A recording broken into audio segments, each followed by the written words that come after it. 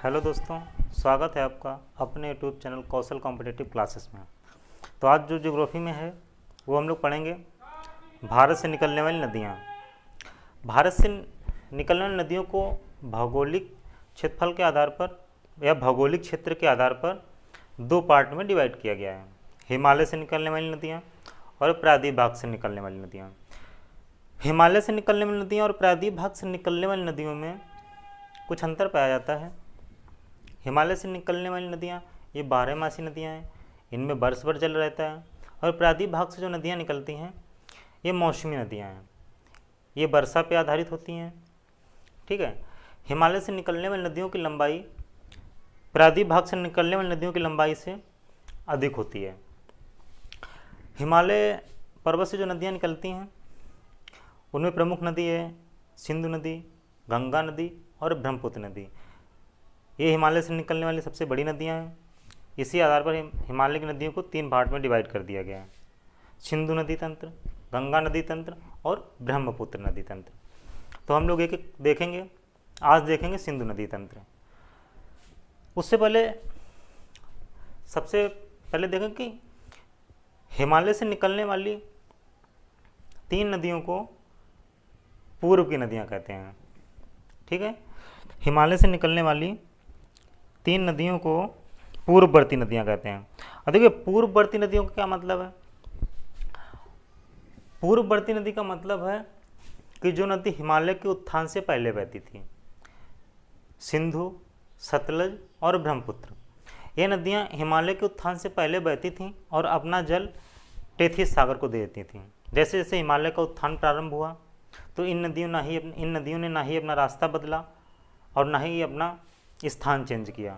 जब इन नदियों ने अपना रास्ता नहीं बदला तो इन नदियों ने पर्वत को काटकर, ये पर्वत है, ठीक है, और इस पर्वत को काटकर इन्होंने अपना रास्ता बनाया। तो जो इन्होंने पर्वत को काटकर रास्ता बनाया इसी को गार्ज कहते हैं। क्या कहते हैं? गार्ज कहते हैं। ठीक है। इन नदियों ने पर्वत को काटकर जो रास्ता बनाया उसे ही गार्ज कहते हैं। तो ब्रह्मपुत्र, सतलज और सिंधु नदी तीनों गार्ज का निर्माण करती हैं। ठीक है। तो ये गार्ज होता है, आपको समझ आया होगा। इससे पहले आपसे एक रिक्वेस्ट करेंगे, यदि मेरा क्लास पसंद आ रहा हो तो चैनल को सब्सक्राइब करें, शेयर करें और कमेंट करके बताएं कि क्लास कैसी लगी है। ठीक है। तो चलिए, तो सिंधु नदी यहाँ पे गिलगित के पास में सिंधु गार्ज का निर्माण करती है। जो ये यहाँ पे निर्माण करती है ये सिंधु गार्ज है। ठीक है, ये सिंधु गार्ज का निर्माण करती है। ये सतलज नदी है। सतलज नदी यहाँ पे शिप्ला गार्ज का निर्माण करती है। और ब्रह्मपुत्र नदी यहाँ पे दिहांग गार्ज का निर्माण करती है। तो ये तीनों नदियाँ गार्ज का निर्माण करती हैं। आपसे यदि क्वेश्चन पूछा जाता है कि हिमालय से निकलने वाली पूर्ववर्ती नदियाँ कौन सी हैं, तो आप बताएंगे सिंधु नदी, ब्रह्मपुत्र नदी और सतलज नदी। ठीक है। सिंधु नदी तंत्र की सिंधु नदी सबसे प्रमुख नदी है। सिंधु नदी मानसरोवर झील के चेमायुंगडुंग ग्लेशियर से निकलती है और यह लद्दाख पर्वत और जास्कर पर्वत के बीच से होकर गुजरती है। सिंधु नदी इंडिया में 2 केंद्र शासित राज्यों से होकर बहती है, लद्दाख और श्रीनगर। ठीक है। यहाँ पे गिलगित के पास में सिंधु गार्ज का निर्माण करती है और गिलगित के पास से ही ये नदी दक्षिण में मुड़कर पाकिस्तान में प्रवेश करती है। उसके बाद ये आपकी शेषनाग झील है। ठीक है। ये श्रीनगर है और ये बुलर झील है। तो झेलम नदी शेषनाग झील से निकलती है और श्रीनगर इसके तट पर बसा हुआ श्रीनगर से बहते हुए, ठीक है, और ये इंडिया के और पाकिस्तान के बॉर्डर से बहते हुए पाकिस्तान में प्रवेश करती है और अपना जल चेनाब नदी को दे देती है। इसके बाद देखेंगे चेनाब नदी, यह नदी हिमाचल प्रदेश में बारालाचा दर्रे से निकलती है। ठीक है। और हिमाचल प्रदेश और पंजाब 2 राज्यों में बहती है। रावी नदी ये हिमाचल प्रदेश के रोहतांग दर्रे से निकलती है। ये भी हिमाचल प्रदेश पंजाब में बहती है और पाकिस्तान में आके अपना जल चेनाब नदी को दे देती है। इसके बाद रोहतांग दर्रे से 2 नदियाँ निकलती हैं, रावी और ब्यास। ब्यास नदी अपना जल हरीके को दे देती है। ठीक है। ये कपूरथला के पास में हरीके है, वहाँ पे आके अपना जल सतलज को दे देती है और सतलज नदी आके अपना जल चेनाब नदी को दे देती है। ये सारी नदियाँ आके पाकिस्तान के मिठानकोट, यहाँ पे है मिठानकोट, ठीक है। झेलम, चिनाब, रावी, ब्यास, सतलज, ये पांचों नदियाँ पाकिस्तान के मिठानकोट में अपना जल सिंधु नदी को दे देती हैं और यहाँ से सिंधु नदी अपन अरब सागर में चली जाती है, ठीक है। ये जो 5 नदियाँ हैं, झेलम, चिनाब, रावी, ब्यास, सतलज, ये पांचों नदियाँ पंजाब में बहती हैं, जिस कारण से इन्हें पंचनद के नाम से जानते हैं। 5 नदियाँ जो पंजाब में बहती हैं जिनको हम पंचनद के नाम से जानते हैं। तो आप लोग इसका स्क्रीनशॉट ले लीजिएगा और थोड़ा देख लीजिएगा। यहीं पे तिब्बत में मानसरोवर के पास से ब्रह्मपुत्र नदी बहती है, जो यहाँ पे दिहांग में आकर दिहांग गार्ज का निर्माण करती है। और ये यहाँ पे और यहाँ हरिद्वार से या उत्तराखंड से गंगा नदी निकलती है, ठीक है। और ये बांग्लादेश में आके ब्रह्मपुत्र बांग्लादेश में गंगा को अपना जल दे देती है और यहाँ से ये बंगाल की खाड़ी में चली जाती है। तो आप लोग इसका स्क्रीनशॉट ले लीजिएगा, क्योंकि इसमें सब कुछ समझाना संभव नहीं है। तो दूसरा फिगर बनाते हैं, चलिए देख लीजिए। तो चलिए देखते हैं सिंधु नदी तंत्र। सिंधु नदी तंत्र की सबसे प्रमुख नदी सिंधु नदी है, ठीक है, जो मानसरोवर झील के तिब्बत में मानसरोवर झील के चेमायुंगनुंग ग्लेशियर से निकलती है। यह भारत में लद्दाख से प्रवेश करके जास्कर और लद्दाख पर्वत के बीच से गुजरते हुए गिलगित में सिंधु गार्ज का निर्माण करती है और गिलगित से दक्षिण में जाकर पाकिस्तान में प्रवेश करती है, ठीक है। सिंधु नदी के तट पर लद्दाख शहर बसा हुआ है। इसके बाद इसके दाएं तट पर शेषनाग, जम्मू कश्मीर में शेषनाग झील से, ठीक है, झेलम नदी निकलती है, ठीक। शेषनाग झील से झेलम नदी निकलती है। झेलम नदी के तट पर श्रीनगर बसा हुआ है, ठीक है। और यह नदी चेनाब नदी को अपना जल दे देती है। इसके बाद हिमाचल प्रदेश के बारालाचा दर्रे से, हिमाचल प्रदेश के बारालाचा दर्रा,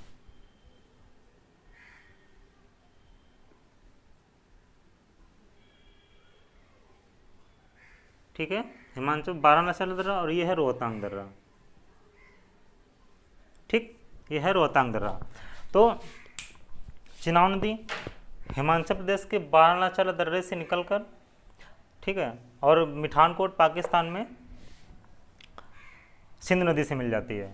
इसके बाद हिमाचल प्रदेश के रोहतांग दर्रे से ही 2 नदियाँ निकलती हैं, रावी नदी और व्यास नदी। रावी नदी अपना जल चिनाब नदी को दे देती है और व्यास नदी अपना जल पंजाब में कपूरथला के हरीके में आके सतलज नदी को दे देती है। सतलज नदी मानसरोवर के पास से राकसताल से निकलती है, ठीक है, और ये सिपकला दर्रे के पास से होते हुए हिमाचल प्रदेश से गुजरते हुए, ठीक है, और ये अपना जल चिनाब नदी को दे देती है, ठीक है। तो सतलज नदी सिपकला दर्रे के पास में सिपकला गार्ज का निर्माण करती है, ठीक है। सतलज नदी सिपकला दर्रे के पास में सिपकला गार्ज का निर्माण करती है। तो चलिए सबसे पहले हम देखेंगे सिंधु नदी तंत्र की नदियों का उद्गम। लिख लेते हैं यहाँ पे थोड़ा सा।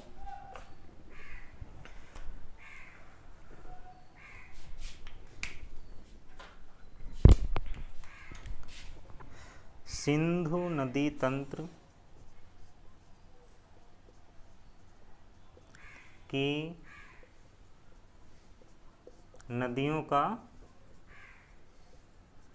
उद्गम देखेंगे पहले, ठीक है। तो सबसे पहले देखेंगे सिंधु नदी, किसका, सिंधु नदी का, ठीक है।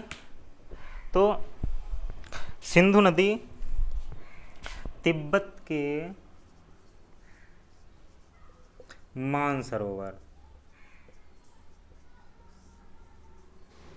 झील के समीप किससे निकलती है, चेमायुंगनुंग,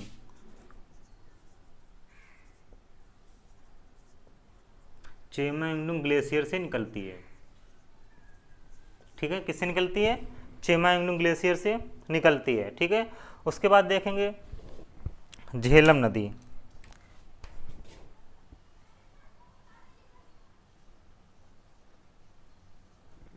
ठीक है। झेलम नदी जम्मू कश्मीर में के समीप, जम्मू कश्मीर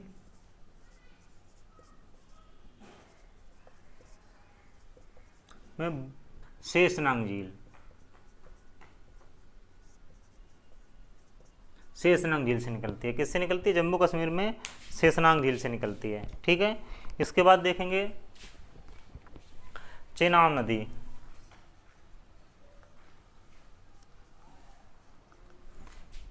चेनाब नदी ये हिमाचल प्रदेश के बारालाचा दर्रे से निकलती है।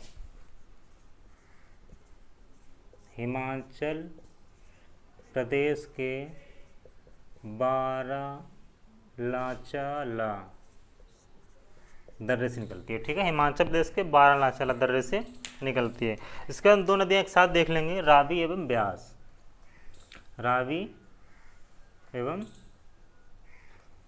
ब्यास नदी। ये दोनों नदियाँ हिमाचल प्रदेश के रोहतांग दर्रे से निकलती हैं। हिमाचल प्रदेश के रोहतांग दर्रे से निकलती है। ठीक है। हिमाचल प्रदेश के रोहतांग दर्रे से निकलती है। इसके बाद देखेंगे सतलज नदी,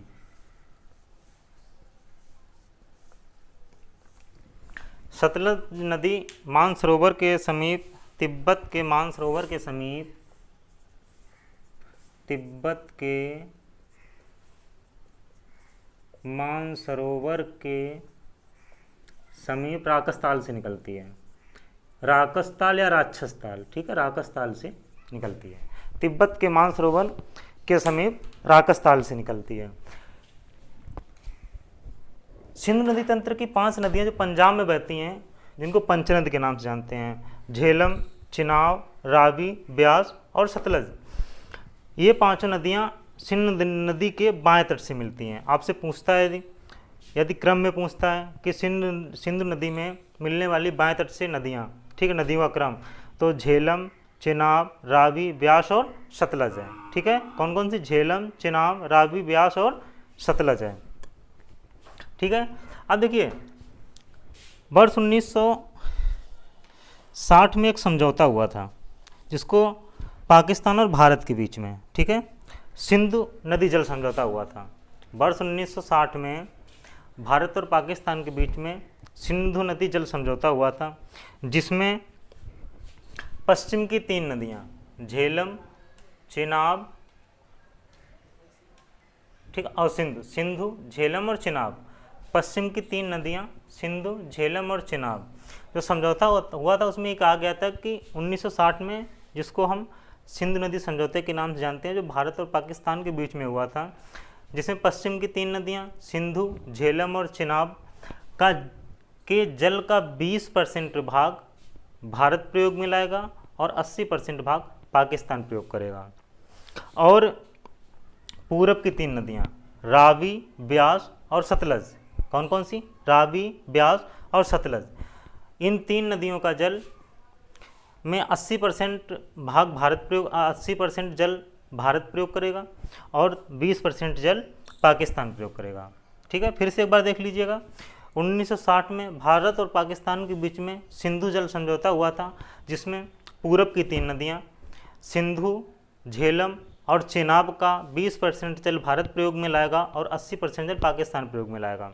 पश्चिम की 3 नदियाँ रावी, ब्यास और सतलज का 80% जल भारत प्रयोग करेगा और 20% जल पाकिस्तान प्रयोग करेगा। तो चलिए अब हम लोग सिंधु नदी तंत्र की एक एक नदी के बारे में जानेंगे। ठीक है। तो आप लोग इसका स्क्रीनशॉट ले लीजिएगा। तो चलिए देखते हैं, अभी फिगर में थोड़ा सा मिस्टेक हो गया है, उसको आप लोग देख लीजिएगा। जो लद्दाख और जास्कर पर्वत के बीच में सिंधु नदी के तट पर, मैंने बोला ना लद्दाख से, लद्दाख नहीं, लेह शहर बसा हुआ है। ठीक है, वो गलती से मिस्टेक हो गया। तो चलिए अब एक एक नदी देखते हैं। सबसे पहले देखेंगे सिंधु नदी। ठीक है। सिंधु नदी तंत्र की प्रमुख नदी है। सिंधु नदी की प्रमुख सहायक नदियाँ जो सिंधु से बाएं तट पर आकर मिलती हैं, सिंधु नदी की जो प्रमुख सहायक नदियाँ हैं जो सिंधु नदी से बाएं तट पर आकर मिलती हैं, वह कौन कौन सी हैं? झेलम, चिनाब, रावी, ब्यास और सतलज। ये पांचों नदियाँ पाकिस्तान के मिठान कोट में जाकर अपना जल सिंधु नदी को दे देती हैं। ठीक है, ये पांचों नदियाँ झेलम, चेनाब, रावी, ब्यास, सतलज, ये पांचों नदियाँ पाकिस्तान के मिठान कोट में जाकर अपना जल सिंधु नदी को दे देती हैं। सिंधु नदी ब्रह्मपुत्र के बाद भारत में बहने वाली दूसरी सबसे लंबी नदी है। सबसे लंबी नदी ब्रह्मपुत्र है जिसकी लंबाई 2900 किलोमीटर है। दूसरे नंबर पे सिंधु नदी है जिसकी लंबाई 2880 किलोमीटर है। और तीसरी नदी गंगा है जिसकी लंबाई 2525 किलोमीटर है। ठीक है, लेह शहर सिंधु नदी के तट पर बसा हुआ है और सिंधु नदी गिलगित के पास सिंधु गार्ज का निर्माण करती है। ठीक है, तो सिंधु नदी गार्ज का निर्माण करती है। इसके बाद देखेंगे झेलम नदी। ये जम्मू कश्मीर के शेषनाग झील से निकलती है। इस नदी के तट पर श्रीनगर बसा हुआ है। यह नदी भारत और पाकिस्तान सीमा के साथ साथ प्रवाहित होती है तथा आगे जाकर पाकिस्तान में प्रवेश करती है। ठीक है, यह नदी भारत और पाकिस्तान की सीमा के साथ साथ बहती है जैसा अभी मैंने बताया था फिगर में, और आगे जाकर पाकिस्तान में प्रवेश करती है। इसके बाद देखेंगे चेनाब नदी। इसमें कुछ भी नहीं है, यह नदी हिमाचल प्रदेश के वाराणसी दर्रे से निकलती है। रावी और ब्यास नदी, ये दोनों नदियाँ हिमाचल प्रदेश के रोहतांग दर्रे से निकलती हैं। बाकी इनमें ज़्यादा कुछ नहीं पढ़ना है। इसके बाद देखेंगे सतलज नदी। सतलज नदी, यह नदी मानसरोवर के समीप राकस ताल या राक्षस ताल से निकलती है। यह नदी गार्ज का निर्माण करती है। भारत में सतलज नदी, जो सतलज नदी है, यह जिस गार्ज का निर्माण करती है वह सिप्ला गार्ज का निर्माण करती है और यह नदी सिप्ला दर्रे के समीप से गुजरती है। ठीक है, भारत में सतलज नदी दो राज्यों से होकर बहती है, हिमाचल प्रदेश और पंजाब। हिमाचल प्रदेश में ही यह सिप्ला गार्ज का निर्माण करती है। इन पंचनद में जो पंजाब में 5 नदियाँ बहती है जिनको पंचनद के नाम से जानते हैं, वही आपके झेलम, चिनाब, रावी, ब्यास, सतलज। इन पंचनद के अलावा भी कुछ सिंधु की सहायक नदियाँ इंपॉर्टेंट हैं जिसमें से जास्कर, सियांग और गिलगित, ये भी बाएं तट से आकर मिलती है। उसके बाद श्योक, काबुल और कुर्रम, ये सिंधु नदी में दाएं तट से आकर मिलती हैं। ठीक है, तो पंचनद के अलावा इसकी जो इम्पोर्टेंट नदियां हैं वह जास्कर, सियांग और गिलगित बाएं तट से मिलती हैं। श्योक, काबुल और कुर्रम ये दाएं तट से मिलती हैं। तो आप लोग इसका स्क्रीनशॉट ले लीजिएगा। चलिए, तो ये आपका था सिंधु नदी तंत्र। जैसा कि भी थोड़ी देर पहले मैंने आपसे बोला था कि यदि क्लास पसंद आए तो उसको सब्सक्राइब करें और शेयर करें और कमेंट करके ज़रूर बताएं कि क्लास कैसी लगी है। सब्सक्राइब इसलिए कर लीजिएगा, बेल आइकन दबा लीजिएगा क्योंकि जो हमारी और वीडियो हैं आप तक पहुंचती रहें। ठीक है, तो इसके बाद हम लोग कल देखेंगे गंगा नदी तंत्र। क्लास पसंद आई हो तो कमेंट करके बताएं। जय हिंद।